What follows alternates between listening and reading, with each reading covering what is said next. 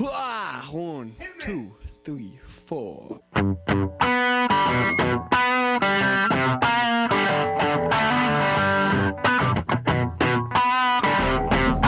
Alright, we're grappling with the text. We're working on the 10 Commandments.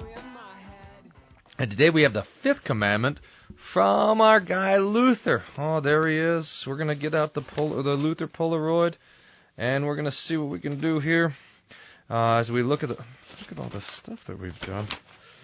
As we look at the large Catechism and what it says about God's gift of life. Now, this was last week.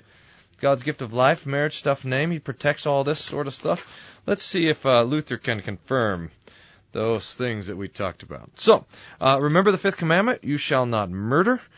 This has to do with anger, especially, and God's gift of life. So, here's where we start. We now have completed both the spiritual, that has to do with commandments 1, 2, and 3, and the temporal, commandment 4, government. That is, the divine and paternal authority and obedience. So that has to do with God and parents. That's the first 4 commandments. But now here we go forth from our house and among our neighbors, and we learn how we should live with one another, everyone himself towards his neighbor. Therefore God and... so now notice how Luther's making a distinction here between the 1st, 2nd, 3rd, 4th commandments, and then the 5th through the 10th commandments. This especially has to do with each one of us as individuals and how we live amongst each other, how we treat each other as we're out and about and walking around, and do we punch each other in the face, or are we kind to each other, and give each other bouquets of flowers. Obviously, that's what that is. Now, notice here that we have the question of life, and especially of things like, well, what about soldiers, or what about God? Doesn't God murder when he takes life? And notice what comes next. Therefore, God and government are not included in this commandment, nor is the power to kill which they have taken away. For God has delegated his authority to punish evildoers to the government. Now, this is what Paul says in Romans, for example, 14, that the government, the authorities do not bear the sword in vain. Now, what is the sword? The sword is not for spreading butter. The sword is for taking life and getting rid of it. And that sword belongs to God and to government. So the government has the authority to exercise the sword outwardly. That's what we call war. To exercise the sword inwardly, that's what we call something like justice, and so forth. And that authority is not taken away. To wage war or to put people in prison is not taken away by the 5th commandment. Now, just notice here, 4th commandment comes before the 5th, and that, for Luther, matters. Okay? Now, this is why a soldier can go off to war, and we can say that what he does there is a good work. Now, this does not mean that every time the government or the state or family or whatever exercise authority to take away life in whatever way that they don't sin. No. In fact, the worst sins are those sins that are committed in office against God's commandments. So even though the government has the authority to go off to war, they can go off to war wrongly and sin.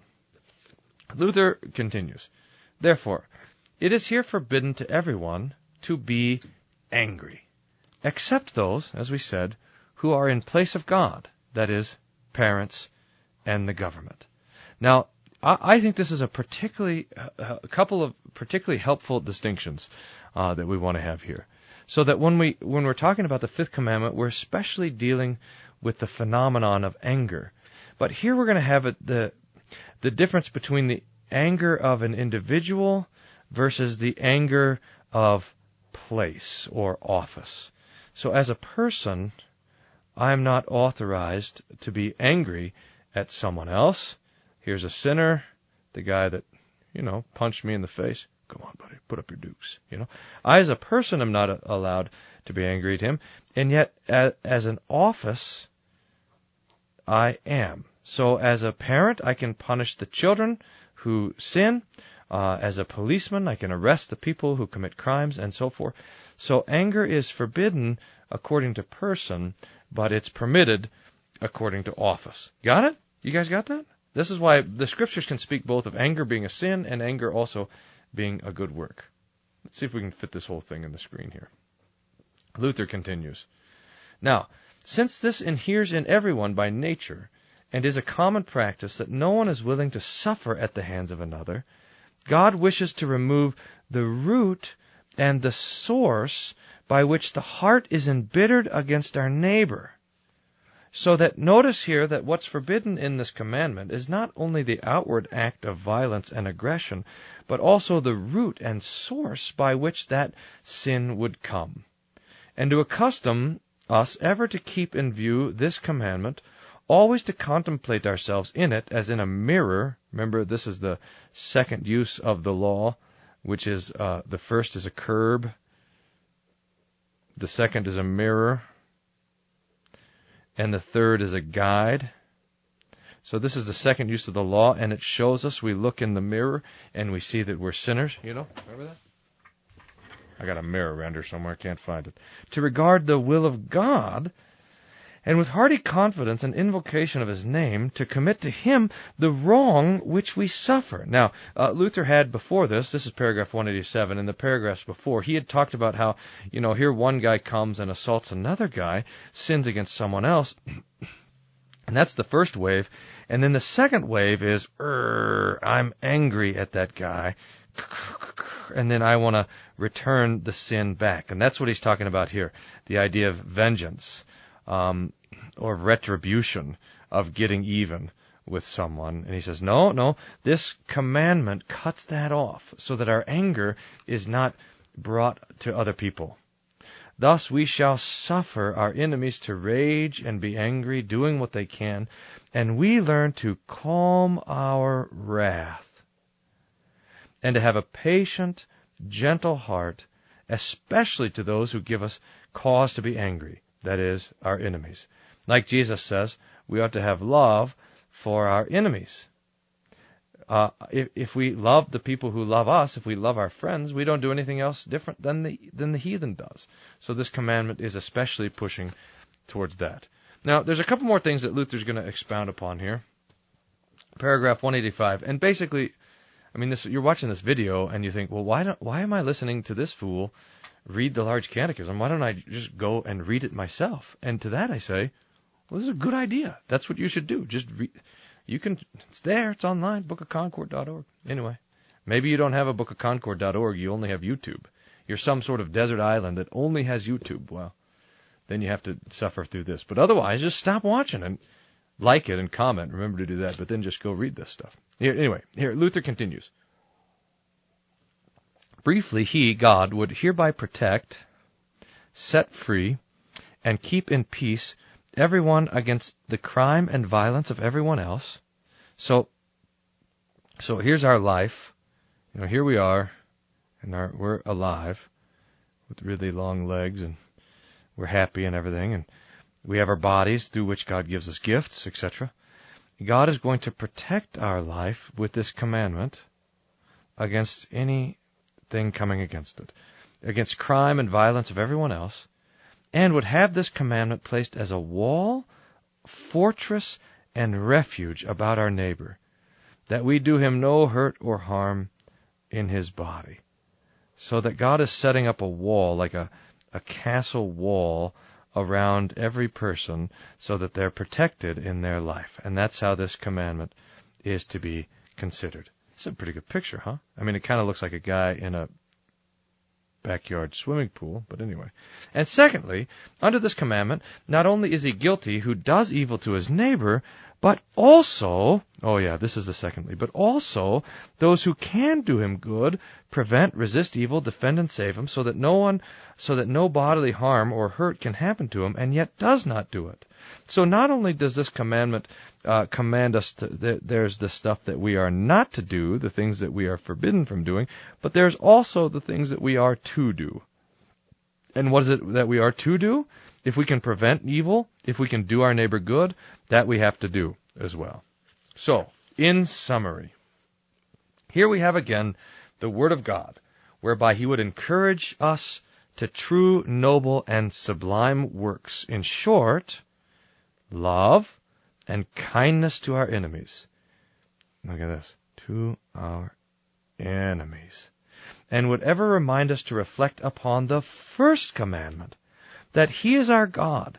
That is, that He will help, assist, and protect us in order that He may thus quench the desire of revenge in us. Now, I want to reflect on this just a little bit, because I would expect here that He would ever remind us of the fifth commandment. That's, after all, what we're talking about, right? But no, Luther says, look, God is in all of this as we live before Him, reminding us of the first commandment. So here we are, living our lives, kind of cruising along with our huge shoes, and here we see our neighbor in need over here. What's happening? He's lying in a ditch. His arms aren't even connected to his body. And we say, oh man, I should probably go help him, but I'm thinking of all the bad things that are going to happen to me. This and this and this and this and this and this, and maybe I'll get sick and all this sort of stuff. And you know what destroys our hesitancy to love our neighbor when we think, should I go and love that guy over there? The thing that reminds us to do this is the first commandment. That God in heaven, where would that be? Oh, I don't even have a space. Move over page. That God in heaven is there on His throne, and this brightness shining from the throne. And you know what He's thinking about? He's thinking about you. He loves you. He has promised to take care of you. He is going to bless you. And because we have a God in heaven who is taking care of us, now we are set free, in fact, to take care of our neighbor. And because we have a God who's taking care of us, we are set free to love the people who are fighting against us. You see it? So, as we sit here and have this opportunity to love our neighbors and our enemies and so forth, we are reflecting upon the first commandment, that He is our God, and that He will help us, assist us, protect us, and He will, in fact, have vengeance on our own enemies. There you go, fifth commandment. This is beautiful. All right.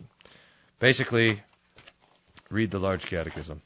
Here's the plug page. If you click here, you will go to the Worldview Everlasting videos. See Fisk and Richards. If you click here, you will subscribe. Now you can't click here. If you want to see some of the other stuff I'm up to, wolfmueller.co. I think we have 6 spots left in our 500th anniversary Luther trip. So that's that. This is the Table Talk Radio plug. How appropriate is this? Bumper sticker. All right, guys, thanks for watching. You know I appreciate it every time. And you guys have been great on the 25 likes and 25 comments. That helps boost us on the YouTube. So keep it up.